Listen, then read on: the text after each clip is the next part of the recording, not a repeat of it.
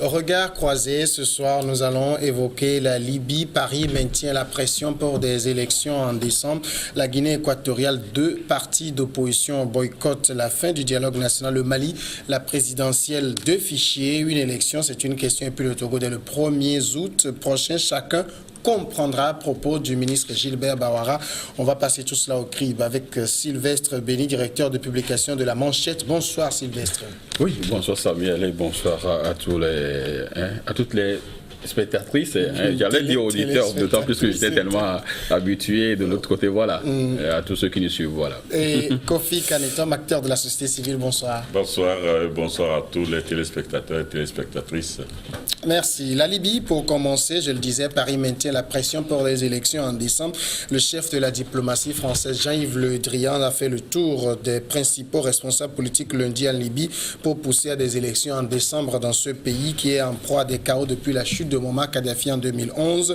À Paris, les responsables libyens se sont engagés à tenir des élections présidentielles et législatives suite à un calendrier précis.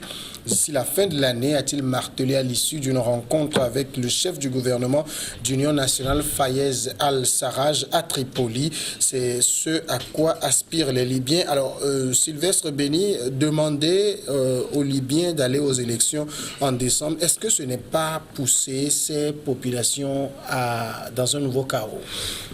Oui, justement, vous avez fait une très bonne lecture de la chose. D'abord, moi, le cas où on me dit que Paris maintient la pression, je me demande que vient chercher Paris encore là, parce que je me dis, aucun pays africain n'a d'ordre à recevoir de la France ou de n'importe quel pays européen. L'Afrique, nous avons quand même des pays qui sont souverains et qui peuvent quand même faire leurs choses sans quand même recours à la France. Maintenant, si nous prenons le cas libyen, c'est parce que Paris a contribué à ceux qui ont foutu du bordel dans ce pays, qui ont contribué donc à liquider Mouammar Kadhafi, et aujourd'hui ce pays est complètement en ruine. Donc ils veulent quand même essayer de réparer en fait les dommages qu'ils ont causés à ce pays-là. Maintenant, aujourd'hui, lorsque vous prenez le pays, vous verrez qu'il y a tellement de clivages. Et au-delà, parce qu'il y a carrément tellement de groupes, ce gouvernement d'Union nationale ne fait, des tribus qui sont là, ce gouvernement d'Union nationale ne fait pas tellement le poids. D'autant plus que vous prenez dans il y a à l'est, il y a le maréchal Haftar qui fait sa loi de l'autre côté, mais on ne doit pas également oublier les groupes, les cellules djihadistes également qui sont là et qui occupent également certaines zones et qui font leur loi là. Donc, dans ce chaos-là, dans tout ce bordel-là, si on peut le dire ainsi, demander donc à la Libye d'aller à des élections dans ces conditions, je me dis que cela ne va rien régler. En réalité, je n'ai jamais compris peut-être la position donc de l'Élysée qui, à chaque fois qu'il y a crise dans un pays, on vous dit allez aux élections comme si les élections seront la panacée. Non, parce qu'en Afrique, les élections n'ont jamais résolu les problèmes. D'autant plus qu'il y a tellement de choses en amont qui sont les causes donc du moins de l'échec, ou qui sont les causes donc des situations que nous connaissons. Donc il faudrait quand même réparer. Alors, il faudrait poser des conditions qui puissent quand même et circonscrire le mal avant d'aller aux élections. Vous verrez qu'ils iront aux élections, ils vont peut-être élire un gouvernement et tout, mais ce gouvernement ne restera que 4 Tripoli.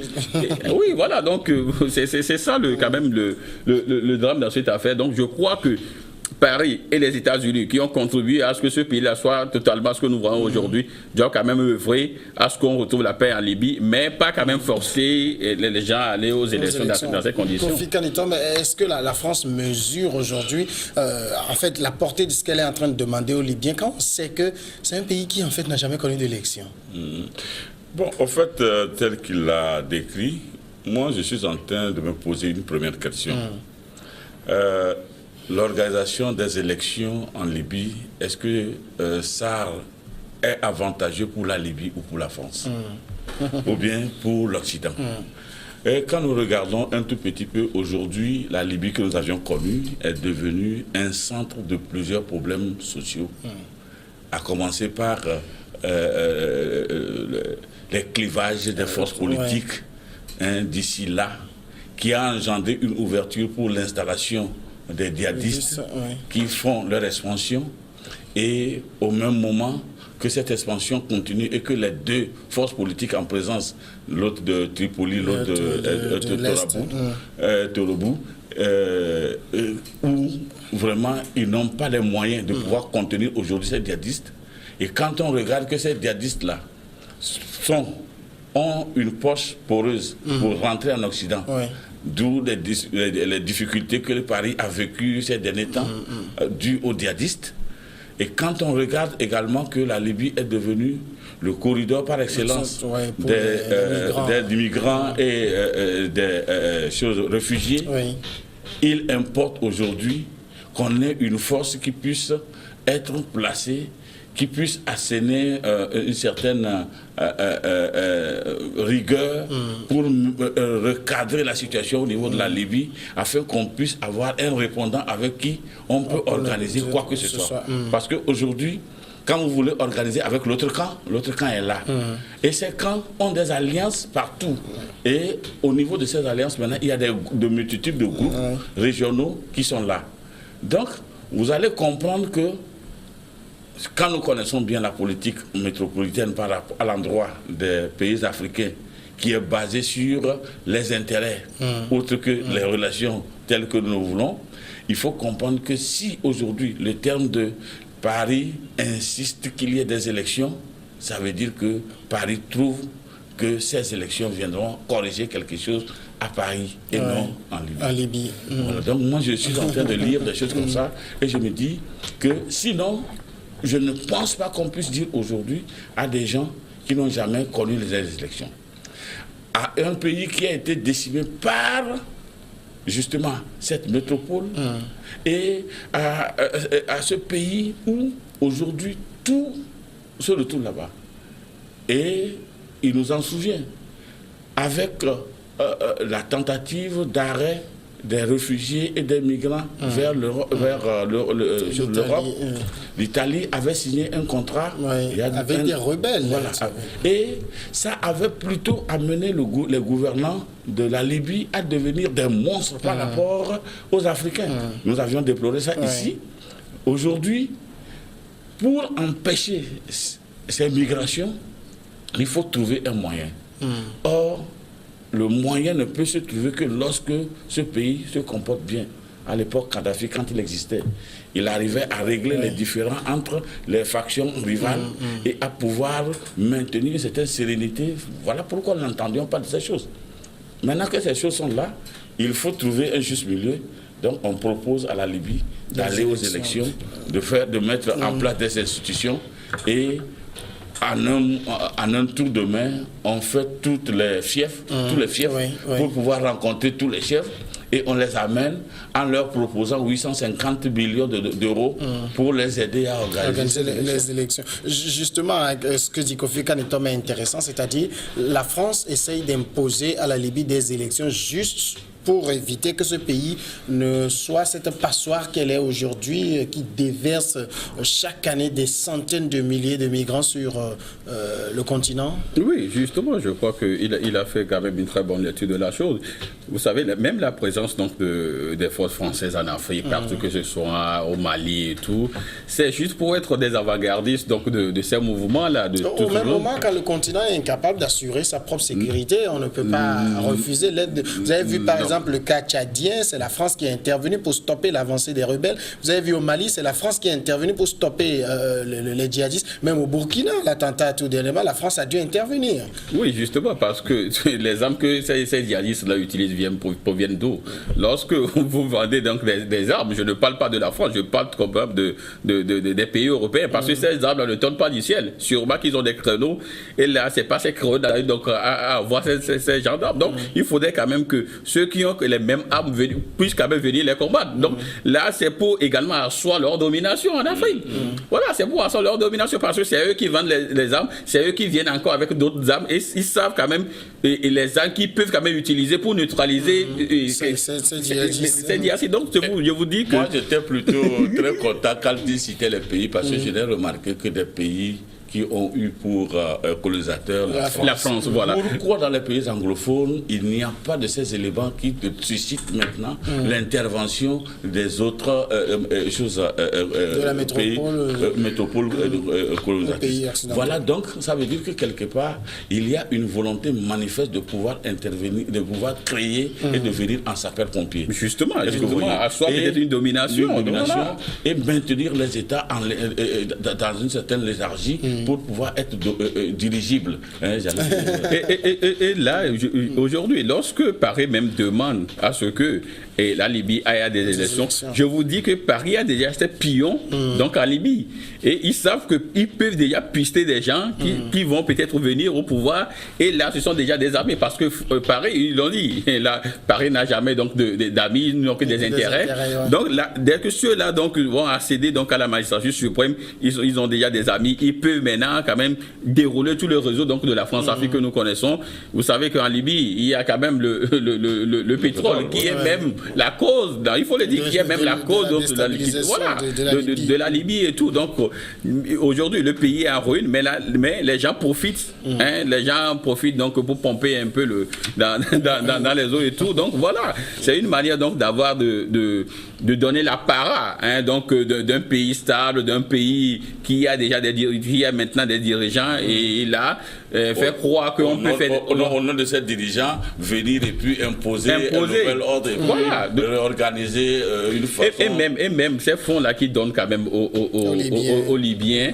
Je me dis que c'est la stratégie de la France. C'est la stratégie Paris ne donne jamais gratuitement. On vous a donné de l'argent pour maintenant lorsque vous serez au pouvoir, donc il y a le réseau, l'autre réseau va se mettre en branle. Et là, justement, quand on regarde quand même dans la configuration de la Libye aujourd'hui, le pouvoir semble être aux mains de 4 grandes personnalités, notamment le maréchal Khalifa Haftar, Khaled El-Meshri, le Fayez El-Sarraj et puis Aguilas Salah. Est-ce que parmi ces 4-là, on peut considérer qu'il y a un homme de Paris? Bon. Je ne saurais le dire tout de suite parce que... Peut-être le maréchal qui semble en imposer plus sur le terrain. Bon, et puis il y a aussi le gouvernement qu'il considère comme légal parce que tout dernièrement dans les discussions, ils sont allés voir le maréchal pour dire que la France les soutient dans la lutte contre les djihadistes et qu'il est en train d'encourager toutes les forces qui militent dans ce sens et que c'était leur devoir. Donc ce qui m'avait même réveillé l'attention, bon, c'était une analyse personnelle, de dire que, sincèrement, si ils sont tellement intéressés à l'expansion djihadiste et à son arrestation, et à son extinction, c'est que ça gêne quelque part Paris. Oui. Donc c'est pourquoi ils le font. Bon, est-ce qu'ils ont un pion dans le truc? Moi, je ne saurais le dire, mais plutôt je reviendrai sur le fait du chaos que vous avez abordé dès l'entame de cette discussion pour dire qu'en réalité, je présage qu'il doit y avoir du chaos dans ce qui va se produire parce que il y a les miliciens qui sont là, qui savent ce qu'ils auraient perdu si jamais il y avait ces élections en termes de ressources. Et il y a encore des factions qui ont des parrains ailleurs. L'Émirat arabe, le Qatar, tout ça là. Et puis, il y a des rivaux engendrés par la concurrence au niveau des États-Unis, de l'Angleterre et choses là. Donc, l'ensemble de ces trucs-là ont leur calendrier qui n'est pas forcément le calendrier du 10 décembre 2018 que la France propose. Et il y a un nouvel intervenant, l'Italie, qui vient aussi avec une autre proposition. Bon, est-ce que dans ces courants-là, ce dont nous sommes en train de parler, parce qu'en réalité, si il devait y avoir élection et avec acceptation des résultats, ça pourrait apaiser un peu le pays et au fait supprimer ces choses de subdivision et réorganiser le pays et programmer choses sans avancer.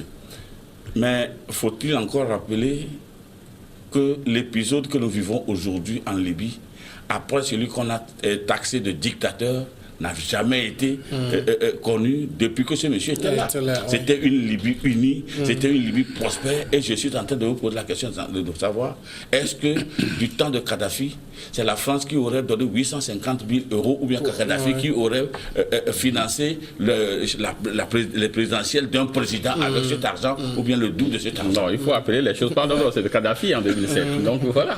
Donc moi, en réalité, je vous dis, ça fait 7 ans que je crois, ça doit faire 7 ans que donc ils ont liquidé Kadhafi. Et si pendant 7 ans, oui, et si pendant 7 ans ils n'ont pas réussi quand même à créer une osmose, à créer une ambiance entre les 4 là, qui prennent peut-être le pays en étau, ce n'est pas les élections qui vont résoudre ces problèmes-là. Je vous dis, si aujourd'hui, vous croyez, bon, si ce général a gagné les élections, or de l'autre côté, il y avait d'autres également qui ont quand même des miliciens derrière. Vous croyez que même si leur leader accepte de coopérer avec ceux-là, il peut y avoir donc des groupes d'ici, des dissidents. Voilà. Et puis, ça va faire des émules au sein donc, des autres groupes. Donc, je vous dis que ce pays-là, ce n'est pas pour demain. Donc, il faudrait quand même qu'on puisse quand même œuvrer à ce que ces là se retrouvent. Je ne sais pas s'il faut l'appeler réconciliation. Ils se sont plusieurs fois et quand même proposer une feuille de route que les 4 là d'abord vont accepter avant d'aller aux élections. Sinon, ces élections ne vont pas. On va continuer d'évoquer quand même le sujet, mais on va juste marquer la courte pause.